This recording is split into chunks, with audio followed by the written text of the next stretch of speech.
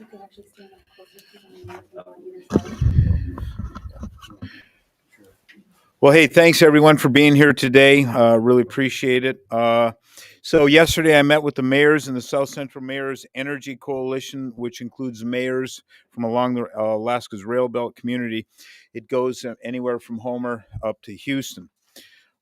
We created this coalition earlier this year to give Alaskan leaders a platform to collaborate and consider options to increase local energy production for consumers. These communities rely most upon the natural gas produced in Cook Inlet, and I'm very excited with the progress we made yesterday. Please silence your phones. I'm very excited with the progress we made yesterday in understanding the history and events that led us to where we are today. Last night, a number of Matanuska Electric Association and Chugach Electric Association members experienced some power outages around 12:30 a.m., and I've invited the utility companies here to discuss what happened. So I'd like Tony Zellers to speak to his company. Sure. Thank you, Mayor. So I'm Tony Zellers. I'm the Chief Operating Officer at Matanuska Electric. Last night about 12:15, I think it's important to notice that the EGS plant, being a dual fuel plant, is unique. But we also, last night's event had nothing to do with the cold weather or fuel supply. The event last night happened because our plant developed a fuel leak in one of the engine halls, and for safety, the safety valves automatically shut and tripping the plant offline. I think it's important to note that we had all our membership back into power in about 25 minutes as we brought the plant back online. So I'll turn it over to Andrew now to talk about Chugach's response. All right. Thank you, Tony. I'm Andrew Laughlin, Chief Operating Officer with Chugach Electric. As Tony mentioned, there was an event last night, and we had a similar issue. We went into a load shed event. Chugach lost or had one generator trip offline last night during this event, and of course, we lost some of our consumers were tripped off. And this is a systematic thing the utilities do. As we lose generation, we trip a little load off in order to keep the system online and operating. Very quickly thereafter, Chugach was also able to shift the load onto a different plant as we brought more generation online, picked everyone back up. It only took about 25 minutes for us to do that. And as with MEA, this was not related to any sort of fuel supply issues. This was related to just initial loss in generation. So it was recovered from pretty quickly. And then I'd just like to say that please keep tabs on our social media. It's where you can get the latest and greatest information as to what these events are, what's going on, or what we're doing to respond to them. With that, I'll turn it over to John Sims with NSTAR. Thanks, Andrew. Good morning, everybody. I'd like to start by thanking Mayor Bronson and the Coalition of Mayors. So they have been very supportive and completely engaged in this issue as we address the challenges that we have in Cook Inlet and understanding the utility and its operations. So really, really want to thank them for that. Also want to support and thank the governor, who has also been extremely engaged. I've spoken with him a couple times. He's obviously very interested in what's going on, the status of our pipeline pressures and the systems. Over the last couple of days with this cold snap that we've seen, you've probably seen some messaging that's come out from NSTAR Natural Gas and the rest of the utilities on the red, yellow, and green chart. That was an effort that was developed a long time ago when we get these types of cold temperatures to make sure that our system stays viable and stays at an appropriate level of pressure so that we can continue reliable operations. We are still at a green status, but I want to let everyone know that we have been operating on a very thin line between green and yellow. The reason for that is because we operate what's called CINGSA, which is Cook Inlet Natural Gas Storage of Alaska. We are experiencing some challenges with two of the wells down there in CINGSA, which has resulted in a loss of some deliverability. So that's presented some challenges. Now, the thing that should comfort South Central Alaskans is that the utilities, working in collaboration with the producers, have a number of tools that we have in the toolbox to mitigate some of these challenges and some of these risks, and we're working through those. As we see these extreme cold temperatures, please be attentive to your utilities and the messaging that's going out. As Andrew mentioned, they have great social media pages. And last night I was seeing MEA and Chugach Electric communicating with their customers at 12:30 at night, talking about the outages that they have. So please be attentive to those websites, follow along. NSTAR will do the same thing. If you see a situation where we need to ask customers to conserve, then please do so. That would be a condition yellow. But in general, during a green status, obviously, if you conserve energy, it makes an impact on your bills. So we always want to encourage that. But again, just appreciate the opportunity to be here today and thank the mayor again for his support. So I'm going to turn it back over to the mayor. Thanks, gentlemen, for that. Yeah, so last week, as a matter of conservation and saving on electrical and gas bills, we've asked our departments to turn down the heat when the buildings aren't being used over the weekend and during the week, and to make sure all lights are turned off. That's something we do at home, so the taxpayer pays for that, and our job is to conserve as much as possible. And I do encourage folks day in, day out, year round, conserve on electricity, conserve on natural gas. This isn't a crisis, but it's just a good thing to do, to use as little as we can to get by. So again, we are taking the lead of the utilities on this. The municipality is, because they're the experts. We're going to communicate what we want to communicate. We're in daily communication with them. All of our communications directors are in communication with utilities, and it's being led by NSTAR. So anyways, thank you very much. And at this time, I think the plan is we'll take some questions.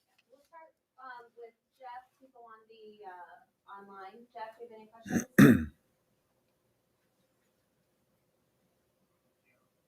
Oh, hold on just a moment. Let's turn you up. All right. Okay. There you go. All good. I just have a bit of a general question about our state. We're sitting on hundreds of years of coal and gas.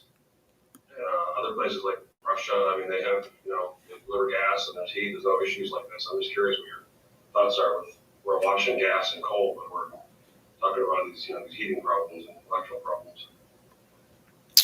Well, I'm going to let John answer that. That's that's a bit of a technical thing for him, so I'll have him answer. Thanks. Yeah, thanks for that question, Jeff. So there's no doubt about it that not only do we have a lot of gas and coal in the state, we have a lot of gas here in Cook Inlet.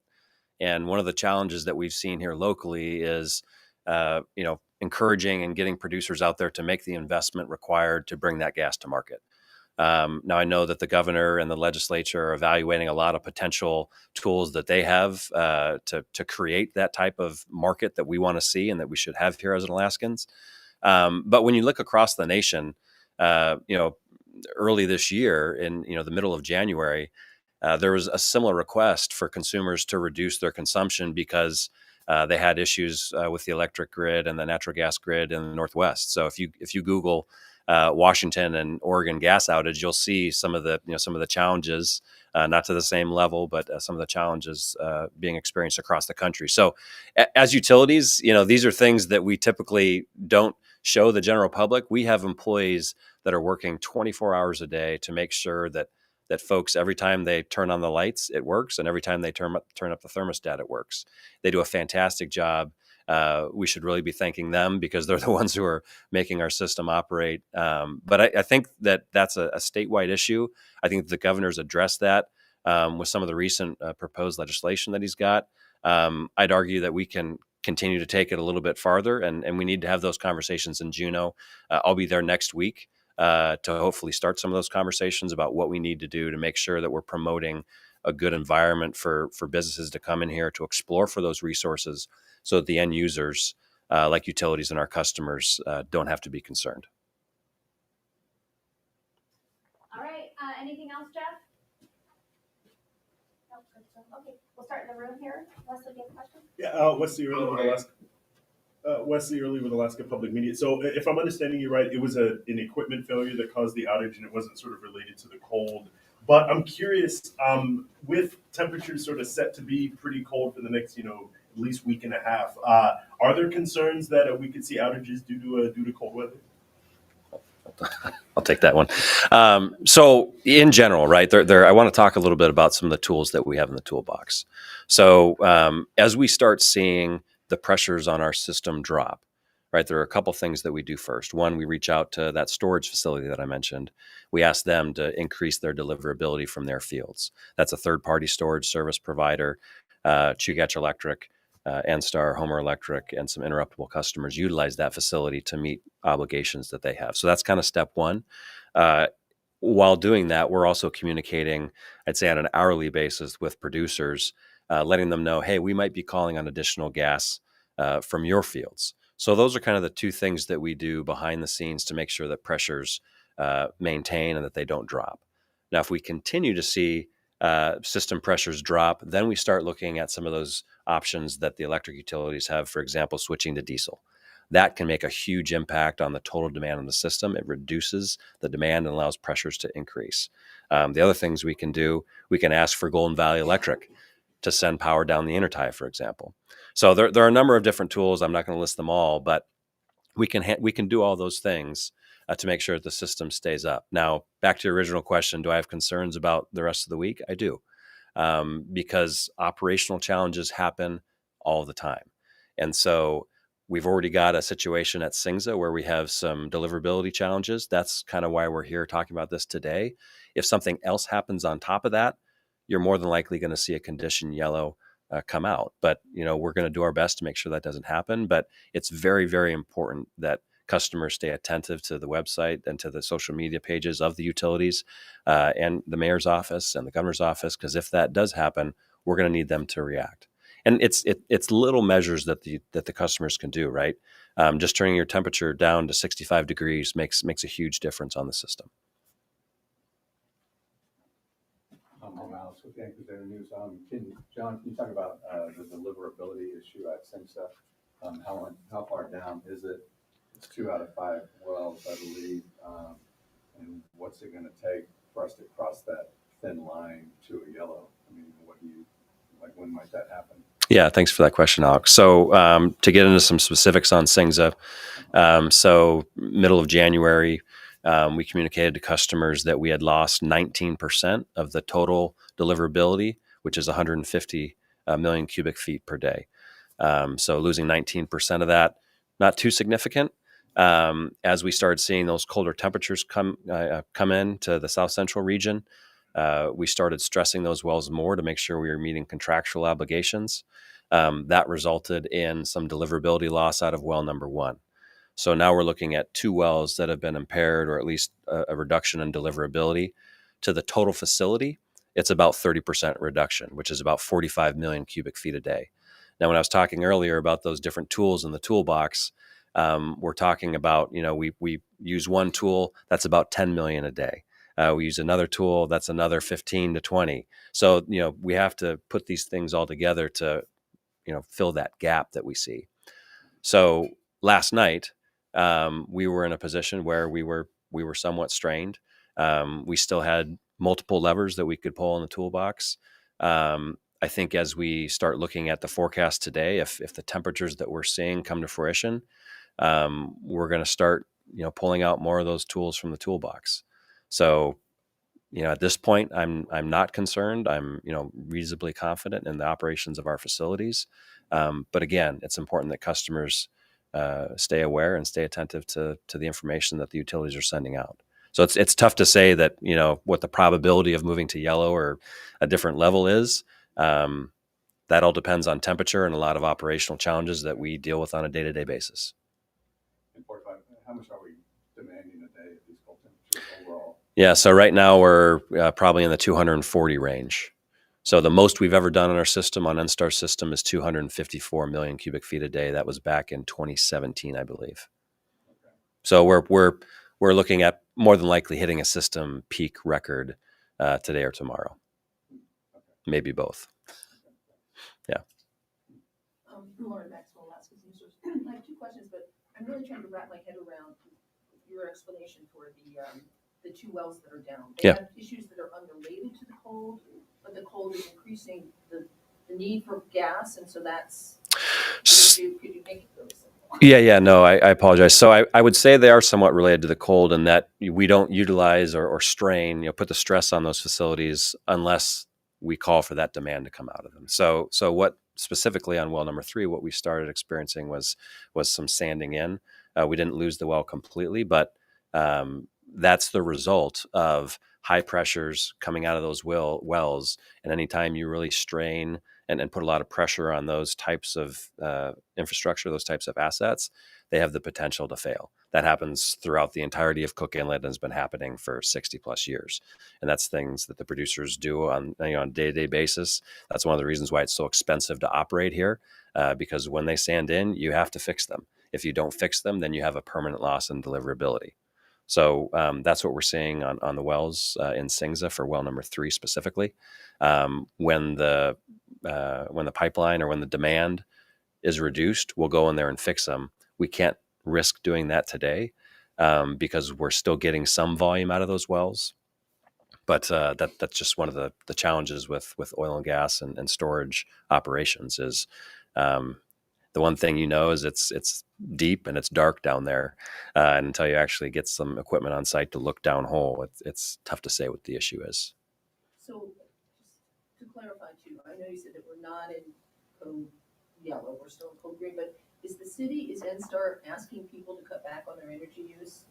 Asking people to conserve? Not at this point. I think it's just good practice. I mean, it makes an impact on your bills. I think, from a utility perspective, we want all customers to conserve as much as possible. They're valuable resources that we have. Let's conserve them and use them wisely. If you're not in a room and you have the light on, shut it off. Right? It impacts your bills. Same thing with a slight temperature turned down, that can make a difference on your bills. Let's conserve energy, conserve natural gas. That's not the same as us moving to yellow and making that request for customers to make those reductions.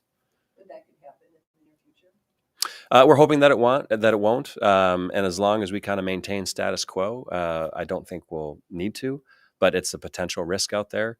And it's important to understand this isn't just because we're having the operational issues at Singsa, right? There are utility issues that happen all the time. Our employees are fantastic, along with the rest of the railbelt utilities, at fixing those problems before they impact the customers. So this is good practice, whether we're dealing with extreme temperatures or not. Any other questions in the room? All right, go ahead. I would like to ask about the MEA problems. There's only 2 engines, I think, right? So one of them had a leak, I think. No, there's actually 10 engines, 10 units, yeah. So And then one of them had a leak. Is this a normal thing? Or just happened to coincidentally happen on one of the coldest days? yeah, it was more coincident. It is not a normal thing. So with a gas leak on an engine, we got detectors throughout the plant. They detect the gas leak and they shut the safety valves as a safety measure. We isolated the engine fairly fast and started to restore power, started the units back up for that. And by now, I know it was a flange issue, a leak at a flange, and they've got that fixed now. So at the plant. I understand the misaligned pipe maybe Yes. caused it. Misaligned flange, the pipes joined at a flange, and we had they became misaligned and it leaked. So. Just get bumped by machinery? Not necessarily by machinery. So these are big engines. They're 18-cylinder engines, so there's a lot of vibration. So they can work themselves loose and misalign for that. We periodically touch the engine about every 2,000 hours of runtime. We touch the engine to go through and try to make sure that, but this one may have been missed or something of that nature. So. All right, and then Jeff has one more question online. Yeah, for John Sims, Renstar, I'm curious how much right now extra gas is Hillcorp giving you from their storage? I understand there's a contract provision where if there's a higher demand, they give more gas delivery. So how much are giving you extra right now? And then how much do they have? Like how long these temperatures last before they have an issue with their storage? How much gas do they have in storage? Yeah, so thanks for that question, Jeff. So, on a seasonal basis, Hillcore is utilizing their storage to meet contractual obligations. As far as how much they have left, I can't answer that question. I'm not privy to that information. Our operations folks in our gas control and their gas control and on the pipeline, they do a fantastic job communicating what they have available, which can be different at different points in time, right? So it really depends on how things transpire throughout the day, and ultimately what the customers are demanding. So I can't speak to their facilities and what they currently have available. That would be a question for them. All right, if there's no more questions in the room, we will. Oh, I do have Tonight. any questions. That's okay. Not for John. Related to this issue, What's that? related to the topic. What do you got? Yeah, okay. There's already been one step where I've taken because of the struggling wells. Is that keeping Golden Valley Electric not sending energy their way, right? Yeah, that's absolutely correct. So on the intertie, one of the collaborative efforts that utilities do is because it's cheaper to generate power from our region as opposed to Fairbanks. We typically, we being the royal we with utilities, send power up to Fairbanks. It's a cost savings measure. It's the whole point of the intertie. We have ceased sending power up to Golden Valley Electric because of the strain that we're seeing on the system right now. And as I mentioned earlier, that that's an option for them to actually generate power from Fairbanks and send it back down. But yes, we have ceased what's called economy energy sales in the electric utility world. We have ceased doing that. When was the last time we were in this situation? 2 years ago when we had that? Specifically related to Golden Valley Electric, or just in general? Kind of the thin line between yellow and green. So I've been here since 2005. This is the most strained I've seen the system, and in large part, it's because of the outage or the reduction in deliverability at Singza. We wouldn't be having the same conversations because, again, that's 45 million cubic feet a day that has been removed from the system. That's 30% of the total facility. And if this were to happen 10 years ago, there would be ample supplies to kind of cover that gap. So what we're seeing here, I think, is amplifying the long-term challenges, which is what we're looking to address. We, the royal we, down in Juneau, with hopefully bills that incentivize exploration and production in Cook Inlet. And in terms of million cubic feet, how thin is the thin line? Is that 10 million cubic feet, and then we got to go to yellow? Or? Well, again, it's not just a specific number. We evaluate all the situations and what the circumstances are. Timing of day, we have a lot of steps, and time of day makes a big difference on all those things. For example, one of our peak demands on the pipeline system, is the evening hours, right when people get home from work. Right, they come home from work, they turn on their gas stoves, they turn on the lights in the house. We see a ramp up of demand during that time, and then right about 9 o'clock at night, you start seeing that drop back down. So the point at which we start to have challenges operationally largely depends on what we're seeing on the system and what time of day it is. I would expect we hit a record tonight. Yeah, that would be that. I'd put money on tonight that we hit a system throughput record, but it all depends on temperatures. That's like 300 and something versus 250, right? Well, I would guess we're probably up in the 260, 270 range. 254 was the highest we've ever been, but that's speculation at this point. But like I said, even with hitting record throughputs, I think we're still in a really good place, unless something operationally happens that would cause us to. 30% is 30% of all gas and NSTAR gets from Cook Inlet? That 30% number is the reduction being experienced at the storage facility, Cook Inlet Natural Gas Storage, Alaska.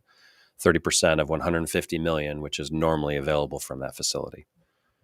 So 30% of your gas That comes from available to you right now Singza, comes from- specifically from that asset. Okay, we'll take one more question. Jeff and Scott, one question for Tony.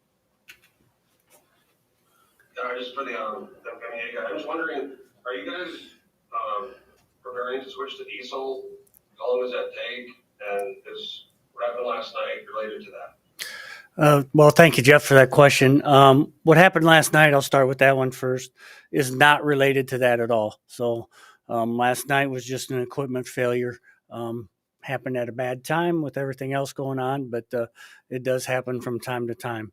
For the EGS plant to switch to diesel, it's basically an operator function on the computer screen on each engine. All he's got to do is push a button. The engine will switch to diesel from natural gas. It does not miss a stroke. You do not have to shut the engine down, and you'll be running on diesel. So they are a diesel engine made to run on natural gas, so they really like going back to diesel. So, that answer your question there, Jeff? Yes, thank you. All right. Thanks, everybody. Appreciate you guys coming. Thank you, everyone.